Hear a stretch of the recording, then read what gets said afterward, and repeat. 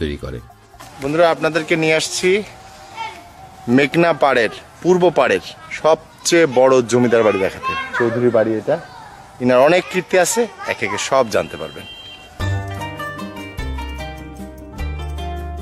হ্যাঁ বন্ধুরা, রূপসা পাড়ের সবচেয়ে বড় জমিদার বাড়িতে আছেন আপনারা।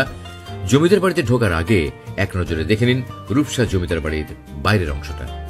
19 শতকের প্রথম ভাগে মোহাম্মদ গাজী এই জমিদারির গোড়াপত্তন করেন। মোহাম্মদ গাজীর সুযোগ্য পুত্র আহমেদ গাজী চৌধুরীর সময়কালে এই জমিদার পরিবারের বিস্তৃতি ঘটে।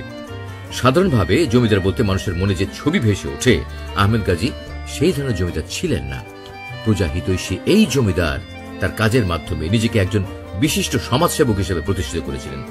দয়া এবং দানশীলতা ছিল তার চারিত্রিক বৈশিষ্ট্য। চাঁদপুরকে মহকুমায় উন্নীত করার বিষয়ে এই জমিদার পরিবারের রয়েছে বিশাল ভূমিকা।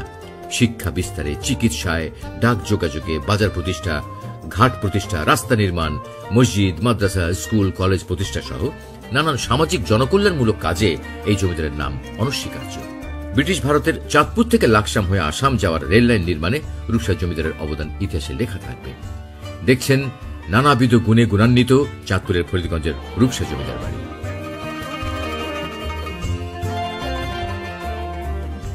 বন্ধুরা, সাধারণত জমিদার বাড়ি বা রাজবাড়ির কথা মনে হলে ভাঙাচোরা, নোনা ধরা, জঙ্গলপূর্ণ, জরাজীর্ণ একটা বাড়ি দেখতেই পাই। খুব কম সংখ্যক জমিদার বাড়ি বর্তমানে বাসযোগ্য অবস্থায় রয়েছে এবং তার মধ্যে মাত্র কয়েকটিতেই জমিদারদের বংশধররা এখনো বসবাস করে। রূপসা জমিদার বাড়িটি সংস্কার করায় তার আদি জৌলুস এখনো ধরে রেখেছে। শুধু বাড়ি না, এই বাড়ির আদি আসবাবপত্র এখনো রয়েছে। রয়েছে ঝাড়বাতি, তৈজসপত্র সহ অনেক কিছু যা আপনারা এখানে আসতে দেখতে পারবেন। বলাই বাহুল্য, প্রায় 200 বছর আগে যখন এই অঞ্চলে বেশিরভাগ জনপদগুলো উন্নত সভ্যতার ছোঁয়া পায়নি, তখনও চাঁদপুরের এই রূপসা অঞ্চল সমৃদ্ধ একটি জনপদ ছিল। আর সেই ইতিহাসে জড়িয়ে আছে এই রূপসা জমিদারের নাম। চাঁদপুরে এসে আমরা যতগুলো জমিদার বাড়িতে গেছি, একটি মাত্র জমিদার বাড়ি পেলাম যেখানে এখনো মানুষ বসবাস করে বা ঠিক আছে, এবং ঠিক মানে একদম ওকে, ফাইন, গুড। এবং এই জমিদার অনেক নাম ডাক, অনেক কিছুই আপনারা জানলেন। তো চাঁদপুরের ফরিদগঞ্জের রূপসা জমিদার বাড়ি দেখেই শেষ হয়ে যাবে আমাদের আজকের বাংলা লিঙ্ক বাংলা পথে। দেখা হবে আগামী পর্বে চাঁদপুরের আরো দারুণ দারুণ লোকেশনে।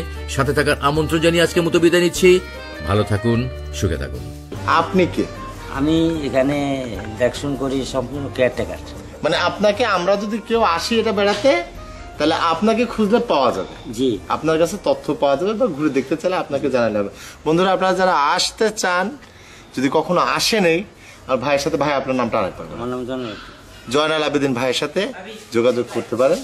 উনি আপনাদেরকে পুরা বাড়িটা